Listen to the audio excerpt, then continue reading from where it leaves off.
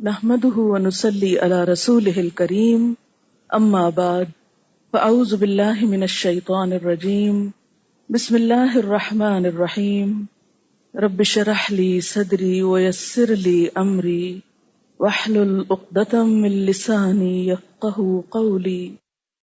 سورۃ البقرہ آیت نمبر 102۔ اور اس چیز کے پیچھے لگ گئے جسے شیاطین حضرت سلیمان علیہ السلام کی حکومت میں پڑھتے تھے۔ سلیمان علیہ السلام نے تو کفر نہ کیا تھا، بلکہ یہ کفر شیطانوں کا تھا۔ وہ لوگوں کو جادو سکھایا کرتے تھے، اور بابل میں ہاروت اور ماروت دو فرشتوں پر جو اتارا گیا، وہ دونوں بھی کسی شخص کو اس وقت تک نہیں سکھاتے تھے جب تک یہ نہ کہہ دیں کہ ہم تو ایک آزمائش ہیں، تم کفر نہ کرو۔ پھر لوگ ان سے وہ سیکھتے جس سے خاوند اور بیوی میں جدائی ڈال دیں، اور دراصل وہ بغیر اللہ کی مرضی کے کسی کو کوئی نقصان نہیں پہنچا سکتے۔ یہ لوگ وہ سیکھتے ہیں جو انہیں نقصان پہنچائے اور نفع نہ پہنچا سکے، اور البتہ تحقیق وہ جانتے ہیں کہ اس کے لینے والے کا آخرت میں کوئی حصہ نہیں، اور وہ بدترین چیز ہے جس کے بدلے وہ اپنے آپ کو فروخت کر رہے ہیں، کاش یہ جانتے ہوتے۔ یہاں پر ذکر ہوا یعلمون الناس السحر۔ عربی میں جادو کو سحر کہتے ہیں۔ لغت میں یعنی ڈکشنری میں ہر ایسے اثر کو سحر کہا جاتا ہے جس کا سبب ظاہر نہ ہو، جس کی وجہ معلوم نہ ہو۔ سحر کیا ہے؟ اثر، لیکن اس کی وجہ پتہ نہ چلے۔ جادو میں بھی دراصل کیا ہوتا ہے کہ کچھ سمپٹمز انسان اپنے اندر ایسی دیکھتا ہے جو ان یوزول ہوتی اور ان کی وجہ نہیں پتہ چلتی۔ مثلا بعض لوگوں کو آپ نے یہ کہتے سنا ہوگا کہ میرے سر میں درد ہوتا ہے اور میں نے بہت ٹیسٹ کرائے ہیں اور ڈاکٹرز کو کوئی وجہ معلوم نہیں ہو رہی، کوئی فزیکل ریزن اس کا تلاش نہیں کیا جا سکتا، لیکن انسان اپنے اندر کچھ اثرات محسوس کرتا ہے، کچھ بے چینی، کچھ تکلیف، کوئی درد۔ یہ اثرات کیا ہوتے ہیں؟ بسا اوقات کچھ کلمات، کچھ الفاظ کے اثرات ہوتے ہیں۔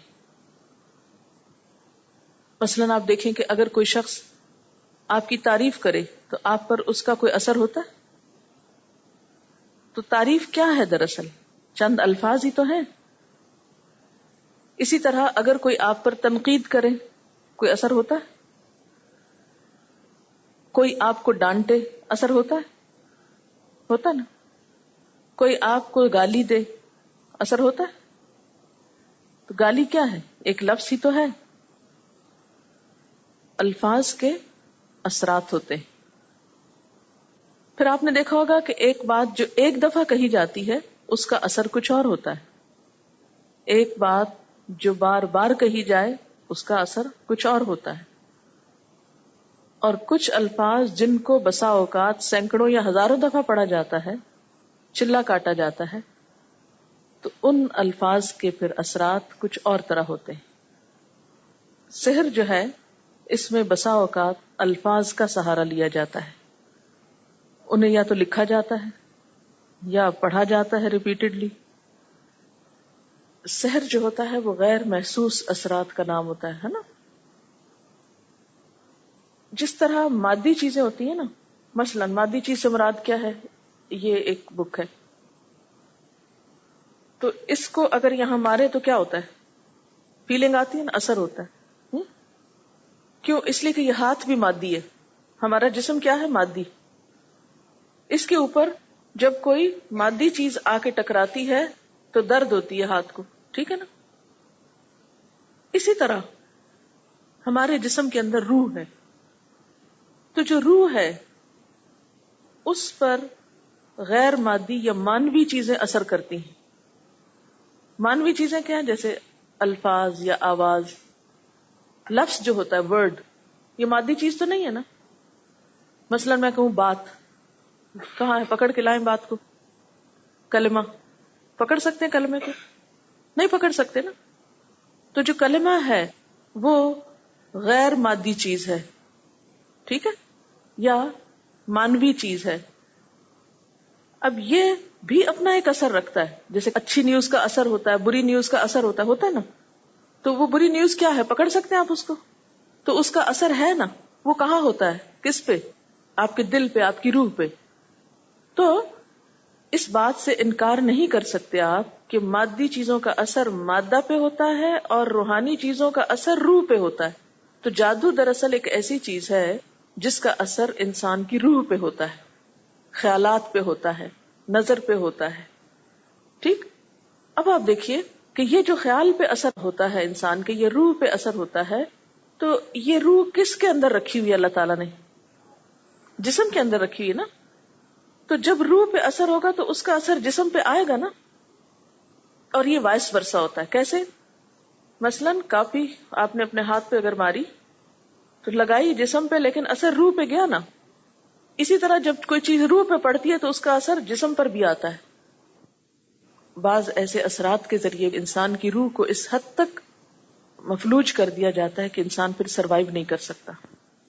یعنی جادو ہو یا جنات ہو، ان کے اثر سے جب روح بیمار ہوتی ہے تو روح کیونکہ جسم میں گندھی ہوئی ہے، جسم میں جڑی ہوئی ہے، تو جسم پہ لازمی اثر پڑتا ہے. اور بعض بیماریوں کی کاز روحانی ہوتی ہے، اثر جسمانی ہوتا ہے.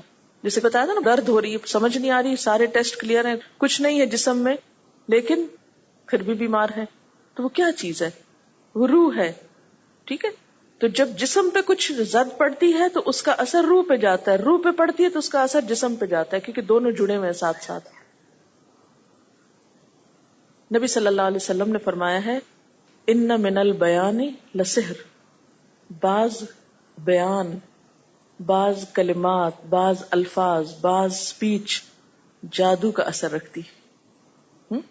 تو خصوصاً شعر و شاعری جو ہے، اس کا اثر ایسے ہی ہوتا ہے جیسے جادو کا اثر ہوتا ہے. یہ لفظ آپ نے محاورے میں نہیں سنا کہ فلاں شخص جو ہے وہ جادو بیان ہے، یا اس کا کلام جو ہے وہ جادو کی طرح اثر کرتا ہے. تو قرآن پاک سن کر جو دشمن تھے وہ نبی صلی اللہ علیہ وسلم کو کیوں کہتے تھے جادوگر؟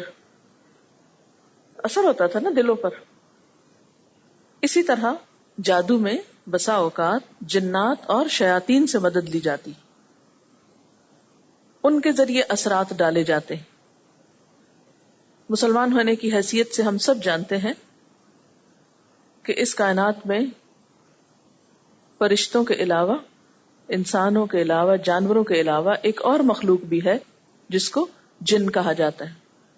جن کو جن اس لیے کہا جاتا ہے کہ وہ نظر نہیں آتا.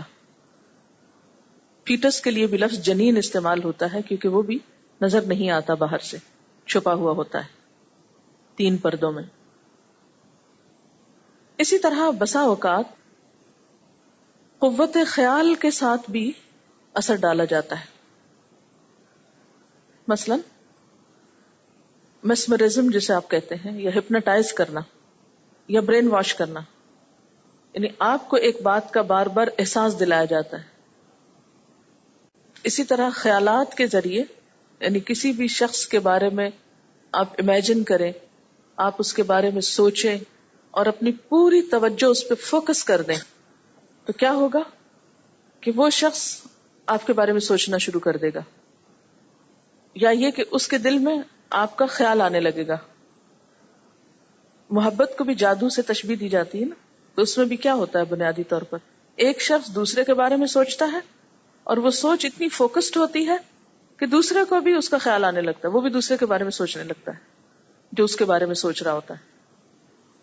پھر اسی طرح اثرات جو ہوتے ہیں مادی چیزوں کے بھی ہوتے ہیں. مثال کے طور پر آپ دیکھیں کہ لوہا ہے، اور لوہے ہی کی ایک قسم ہے مقناطیس، میگنیٹ. تو ان دونوں میں فرق کیا ہے؟ شکل و صورت میں کوئی فرق ہے، لیکن ایک کے اندر کیا ہے؟ کوئی کشش نہیں، اور دوسرے کے اندر ایک کشش ہے. تو اس کشش کو آپ کس طرح ڈیفائن کریں گے؟ اس کو کہاں سے نکالیں گے اس کے اندر سے؟ اور کس کو کھینچ رہی ہے وہ کشش؟ صرف لوہے کو ہی کھینچ رہی ہے. یعنی مقناطیس کو اگر آپ پتھر پر رکھیں کوئی اثر نہیں، لیکن اگر آپ لوہے پر رکھیں تو اثر ہوتا ہے. اسی لیے آپ نے دیکھا ہوگا کہ بعض ایسے غیر محسوس اثرات جو ہیں کچھ لوگوں پر تو ہوتے ہیں اور کچھ کو کوئی اثر نہیں ہوتا.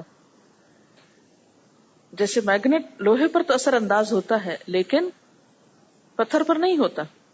کچھ لوگ جو بہت اسٹرانگ ول پار رکھتے ہیں، ان پر دوسروں کے خیالات، دوسروں کے جذبات، دوسروں کی نگاہیں اور دوسروں کے ایسے الفاظ یا کلام اثر نہیں کرتا. کچھ لوگوں کے اوپر فوری طور پہ کر جاتا ہے. تو گویا سحر کیا ہوا؟ ہر وہ چیز سحر ہے جس میں شیاطین کو خوش کر کے ان کی مدد حاصل کی گئی ہو، یا غیر محسوس قسم کے اثرات دوسرے پہ ڈالے گئے ہوں